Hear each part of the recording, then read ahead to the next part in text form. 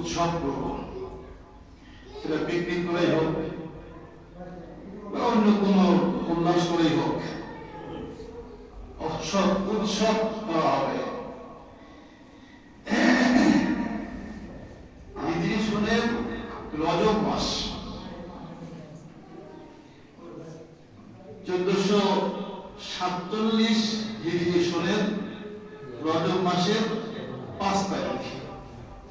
আর মাসুদুর রহমান ভাই বলেছে সব, শুকরিয়া।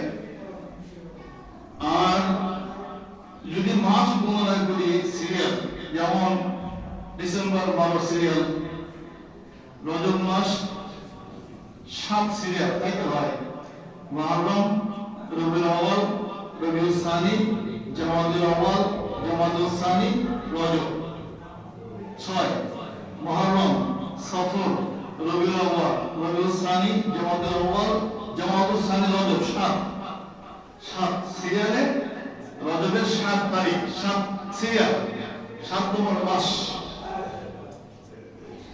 একজন মুসলিম হিসেবে এগুলো আমাদের জানা দরকার। ফরজ ওয়াজিব বলছিলাম, তবে একজন মুসলিম হিসেবে একজন, যেটা আমাদের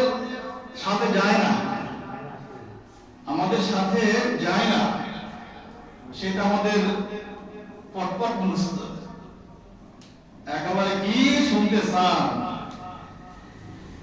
অথচ ক্যালেন্ডারে সবই থাকে। আলহামদুলিল্লাহ এখন ম্যাক্সিমাম ক্যালেন্ডার গুলোতে আরবি, বাংলা, ইংরেজি সবই দেয়, কিন্তু এই ইংরেজিটা এটা বড় করে দেয়, আর বাংলা আরবিটা ছোট ছোট করে দেয়। কেউ থাকে সেখানে, আপনি ইচ্ছা করলে এগুলা খেয়াল করতে পারেন। আমরা এখানে কম বেশি সবাই পেপার পড়ি, পেপার সকালে পেপার না পড়লে অস্থির হয়ে যায়। দুনিয়ার ভাঙাভাঙি, মিথ্যা, এর বদনাম তার বদনাম, এর দোষ তার দোষ, সেই সব ভালো কিছু মোটেও পাওয়া যায় না। ভালো দু একটা যা থাকে ওটা আমরা করি না, ওদিকে যাই না। ভালো দু একটা কথা থাকে ভিতরের বেঁধে ছোট ছোটদের লেখা থাকে,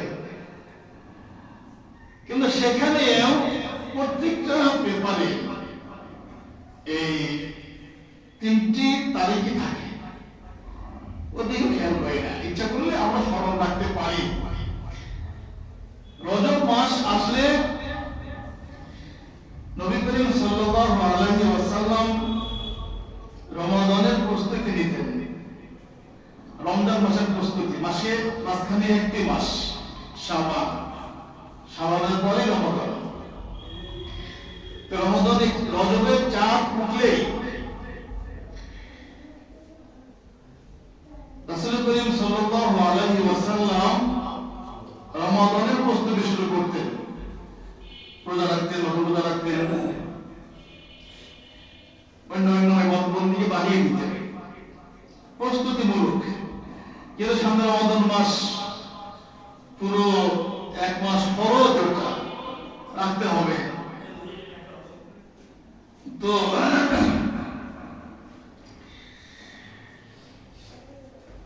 রজব মাস আসলে রাসূল করিম সাল্লাল্লাহু আলাইহি ওয়াসাল্লাম একটি দোয়া পাঠ করতেন,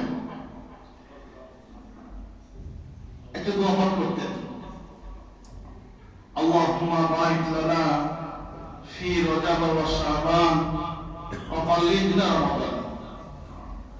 আপনারা কেউ খেয়াল করছেন কিনা জানি না, আমি আজকে ফজর দিয়ে ফজরের পরে মোনাজাতের মধ্যে, দোয়ার মধ্যে এই দোয়াটি পাঠ করেছি। আপনারা কেউ খেয়াল করছেন কিনা জানি না। প্রত্যেক বছরই এটা আমি মনে করিয়ে দিই আপনাদেরকে, যেহেতু রাসূল করিম সাল্লাল্লাহু আলাইহি ওয়াসাল্লাম খুব গুরুত্ব দিয়ে এই দোয়াটি পাঠ করতেন। কই আজকে 5 দিন একজনও তো জিজ্ঞাসা করলেন না যে ভাই সেই দোয়াটি কি, অথবা যখন আমি দোয়ার মধ্যে পাঠ করেছি এখন তো মুখস্থ আলহামদুলিল্লাহ তাদের আছে করেছেন।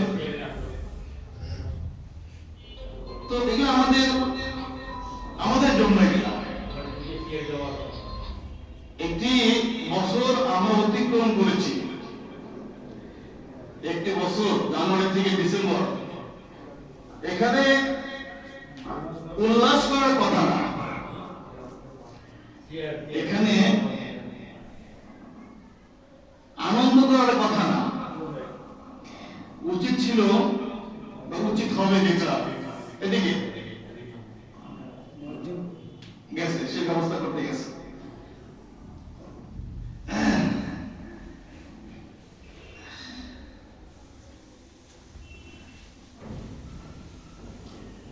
যে আমরা একটি বছর অতিক্রম করলাম, আমার হায়াত থেকে একটি বছর শেষ হয়ে গেল, কবরের দিকে এগিয়ে গেলাম। কবরের দিকে দরজা বন্ধ করে হাওমা করে কান্না পাঠাচ্ছে যে আমি এক বছর এগিয়ে গেলাম কবরের দিকে।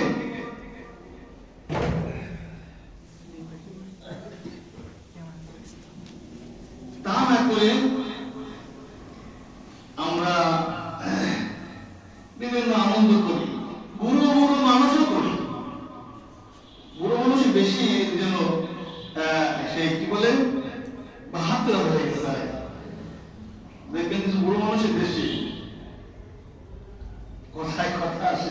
আজকে সকালে রাসূলের মেরাজে বসে বলছি, আর ভাই খেয়াল করতে জানি না, আজ সকালে আমার সামনে দুইজন মানুষ গল্প করতেছে।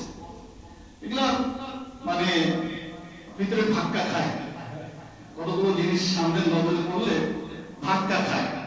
দুইজন মানুষ, একজন 70 ঊর্ধ্বে বা 70-এর কাছাকাছি বয়স, আর একজন 60 ঊর্ধ্বে বা 60-এর কাছাকাছি বয়স, এই কাছাকাছি আর কি। একজন মুসলিম, একজন অমুসলিম, একজন মুসলিম অমুসলিম, দুইজনই একেবারে কাছাকাছি, এই 1 ফুট বা 2 ফুট ডিস্টেন্সে গল্প করতেছে। গতকালকে যে ঘটনা ছিল, আগে গতকাল তো সারাদিন এই রহমান সাহেব, তো এই বিষয় নিয়ে তারা গল্প করতেছে, ডিসকাস করছে। সম্ভবত ঘটনা ক্রমে দুজনে গতকালকে চুল কেটেছে, দাড়ি সেভ করেছে, দুইজনেই গতকাল সম্ভবত মিলে গেছে। একসাথে যুক্তি করে না, তুই কাঁদবি আমাকে এরকম মানুষ হয়, তবে মিলে গেছে। গতকালকে সেও চুল কেটেছে, দাড়ি সেভ করেছে, আর ও মুসলিমও চুল কেটেছে, দাড়ি সেভ করেছে। আমি দেখি ভাবলাম, তাকালাম, কেমন যেন মিল মিল মনে হয়। দুঃখের কথা, দুঃখের কথা, একজন মুসলিম আর একজন অমুসলিমের মধ্যে যদি পার্থক্য করা যায়, একজন অপরিচিত মানুষ সামনে দিয়ে গেলে নিঃসন্দেহে সালাম দিবে না। কেমন এখানে ডিফারেন্স করা যাচ্ছে না, তারতম্য পার্থক্য করা যাচ্ছে না যে আসলে কি নাম পরিচয় পরে, আগে দেখে যেটা। দুর্ভাগ্য, দুর্ভাগ্য, বদনসিব। আজকে যদি আপনার কবরে ডাক আসে, এই শুরুতে আপনাকে কবর আগে এসে দেখে আসা হবে। যখন জিজ্ঞাসা করা হবে যে আমার নামে ইউকা মানে আরফতা হাদার রাজুল, তুমি কি এই ব্যক্তিকে চেনো? আপনার স্কুলের শিক্ষক বলেছেন যে আগামীকালকে স্কুল ড্রেস করে আসবি, আপনি ঘাড় প্যারামে করে ড্রেস করে গেলেন না, শিক্ষককে ভালো শিখে নিলেন, ঘাড় করে বের করে দিল না। তো একজন মুসলমান আর একজন অমুসলিম, মুসলিম আর অমুসলিমের মধ্যে তার আচার আচরণে, তার পোশাক আশাকে, তার চলন ফিরনে, তার কথায় বার্তায়, তার খাওয়া দাওয়া, তার আত্মীয়তা, সামাজিকতা, সবকিছুর মধ্যে পার্থক্য আছে। এটা আমি করিনি, আল্লাহ বলে দিয়েছেন, নবীজি করে দিয়ে গিয়েছে।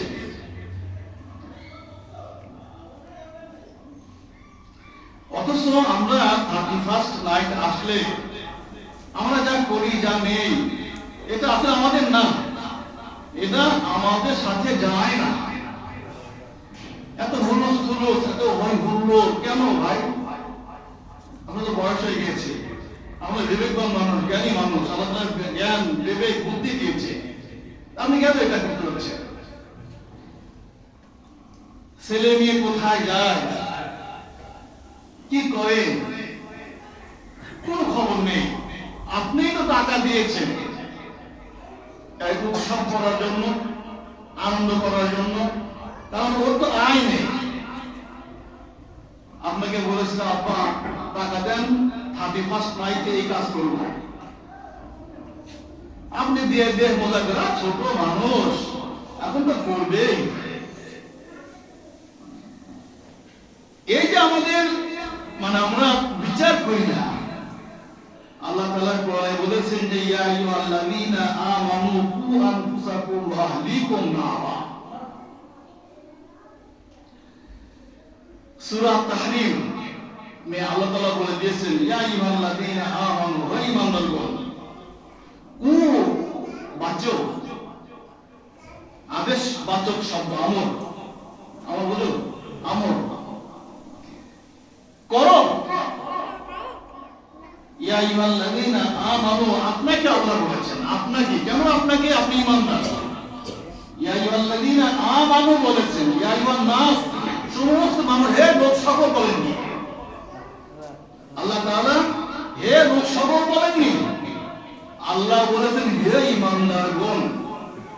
তো ঈমানদারের মধ্যে আপনি আছেন কেন ভাই?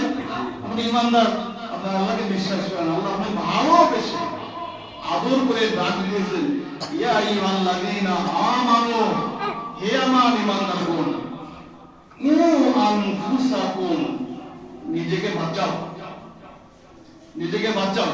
কিসের থেকে সামনে আসছে? কু আনফুসাকুম, নিজেকে বাঁচাও, ওয়া আহলিকুম, তোমার পরিবার পরিজন থেকে বাঁচাও, পরিবারকে বাঁচাও, তোমার ছেলে মেয়ে, তোমার স্ত্রী, তোমার অধীনস্থ যারা আছে। পরিবার বলতে আপনার ফ্যামিলি মেম্বার, এর বাঁচাতে হবে। নিজের পরিবার কিসের থেকে?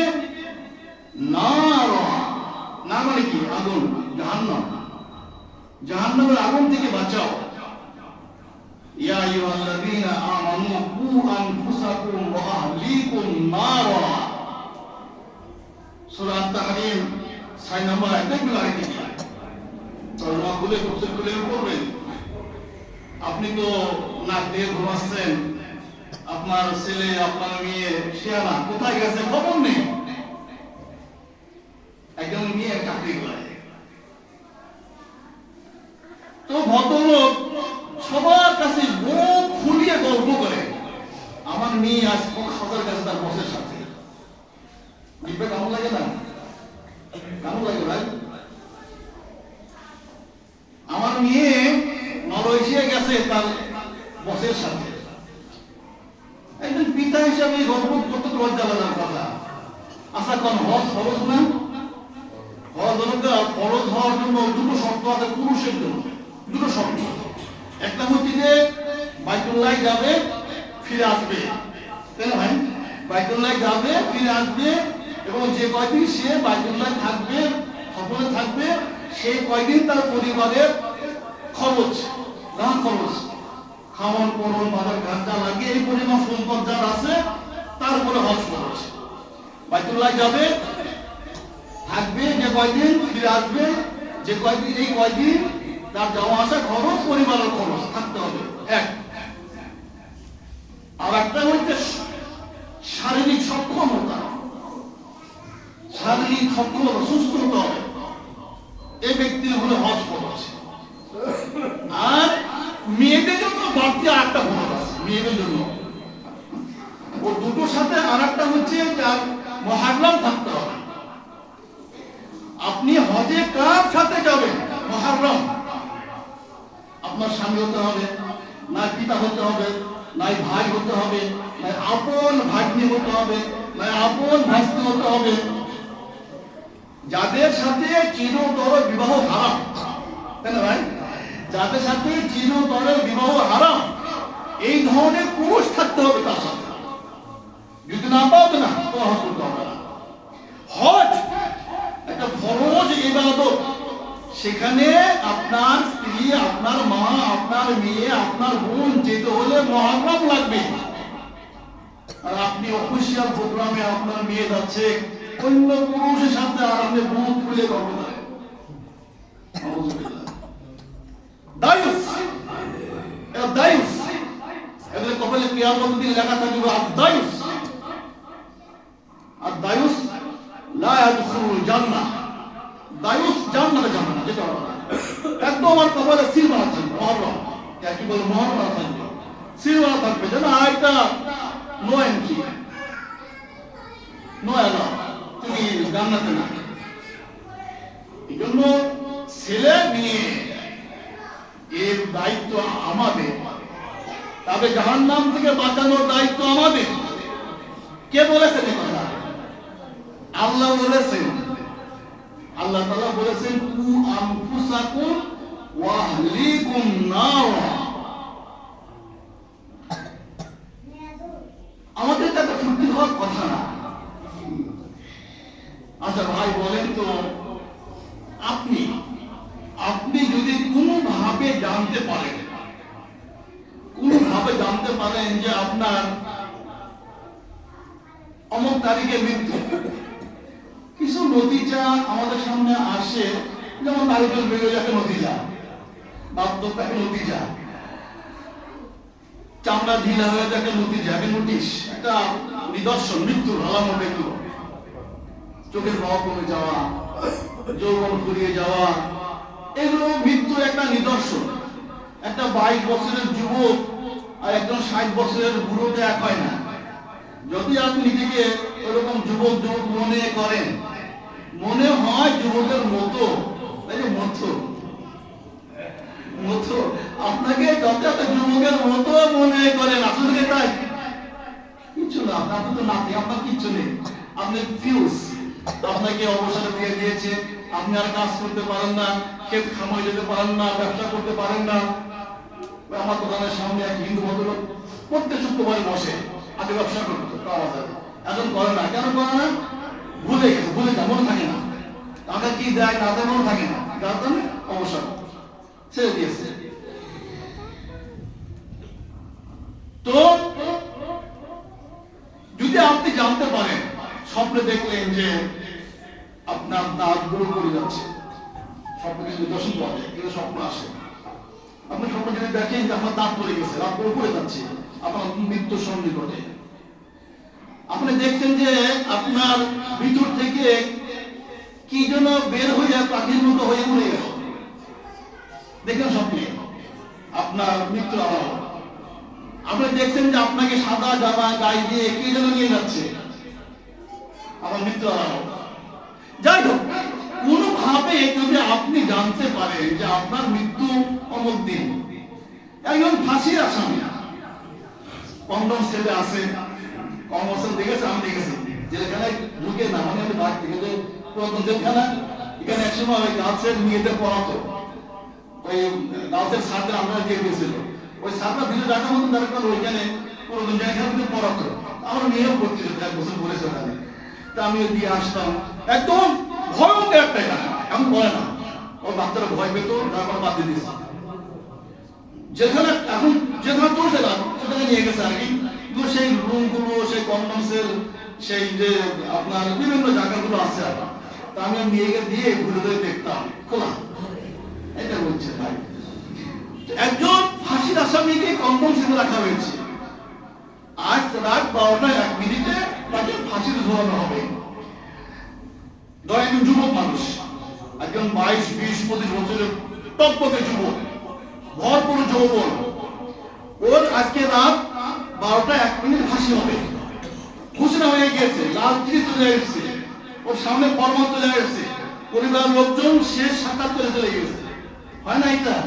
ফাঁসির আসামি যিনি শাসিত হবে, পরিবারের লোকদের ডাকে শেষ সাক্ষাৎ করিয়ে দেয়, শেষ সাক্ষাৎ করে বিদায় করে দিয়েছে। ওই সময় তার সামনে গিয়ে আরেকজন যুবতীকে নিয়ে দিয়ে আসা হয়, কিছু মন চাইবে। তো আমার আপনার সামনে নিশ্চিত আগামী 26 সাল হ্যাপি নিউ ইয়ার হবে কি হবে না?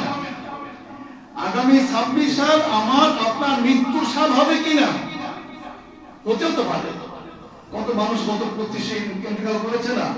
কিন্তু আজকে খবরে একটা ভাইকে বলছিলাম, খবরে আপনার কাছে মানে এসছে আর কি, ঝালুকাঠি রাখলো, ঝালুকাঠি রাজাপুর এক লোক সকালে, গতকাল সকালে ওই কি মাথায় করে চাউলের বোঝা, চাউলের বস্তা মাথাতে বাজারে গেছে বেচতে, একে তো হেঁটেছে মাথায় বোঝা, তো যেতে যেতে গা ঘেমে গিয়েছে, গরম লেগে গেছে। গা গরম লেগে গেছে, গরম লেগে গেলে তখন লোকেরা বলে তোমার গা তো খুব গরম, তুমি যদি এই পুকুরে গিয়ে নদীতে গিয়ে 100 ডুব দাও 500 টাকা পুরস্কার দেওয়া হবে। বলেছেন না আপনারা, আজকে আজকে কবে এসে আর কি। তো ও তো সব গা ঘেমেছে, গরম হয়ে গেছে, একদম নেমে পড়েছে, ডুবও দিয়েছে 100 জায়গায় 112 ডুব দিয়েছে। 112টা ডুব দিয়ে যখন উঠে এসে উঠে হয়েছে, এসে পড়ে গিয়েছে, শীতকে লেগেছে আর কি। লোকজন কম্বল দিয়ে ঢেকে আগুন টাগুন দিয়ে তেল মালিশ করে, না কিছু হচ্ছে না। হাসপাতালের মাঝে স্বাস্থ্য কমপ্লেক্স নিয়ে গেছে, ডাক্তার দেখে মৃত্যু ঘোষণা করেছে। তো ও তো গত বছর 25 সালকে হ্যাপি নিউ ইয়ারতে শুরু করেছিল। ও যদি জানতো যে এই 26-25 সালের শেষের ডিসেম্বরের এই 25 তারিখে আমার শেষ দিন হবে, ও কি হ্যাপি নিউ ইয়ার বলতো? বা হ্যাপি কি নিউ ইয়ার কি বছর কি হ্যাপি হয়েছে? হয়নি তো, মৃত্যু বছর হয়ে গেছে। আগামী 26 সাল তো আমার আপনার কারো না কারো, কেউ না কেউ তো মৃত্যু বছরও হতে পারে। তা আপনি কোন সুখে আপনি বুড়ো মানুষ পিকনিক করতে যান, আপনার সন্তানদের পিকনিক করার ব্যবস্থা করে দেন, যেখানে প্রথমত হলো আপনার আর্থিক ক্ষতি। শীতের দিন, ডিসেম্বর মাস, পৌষ মাস, শীতের সময় আপনার নিজের আর্থিক ক্ষতি, আপনি অসুস্থ হতে পারেন, সেখানে অনেকে আতশবাজি করেন, পটকা কিনেছেন, হই হুল্লোড় করবে, এটা আর্থিক ক্ষতি, জনস্বাস্থ্যের ক্ষতি, মানুষের ক্ষতি। পাশে অসুস্থ মানুষ থাকে, আপনার জোরে সাউন্ড বক্স বাজিয়ে গান শুনছেন, জোরে সাউন্ড বক্স দিয়ে গান শুনেন, আপনি মানে এই যে মানুষের কষ্ট দেন। অসুস্থ মানুষ থাকতে পারে, বৃদ্ধ মানুষ থাকতে পারে, বৃদ্ধা মানুষ থাকতে পারে, ঘুমের ডিস্টার্ব, ঘুমের ব্যাঘাত ঘটে, তার অর্থ রাত 12টায় খাবে। আর শীতে রাত 12টা মেলা রাখ না, 5টা মিনিটে বেলা ধরবে। তো এই যে আর্থিক ক্ষতি, আপনার জনস্বাস্থ্যের ক্ষতি, আপনার কত গুণা নেবেন আপনার? তো মোতারা বাজিয়ে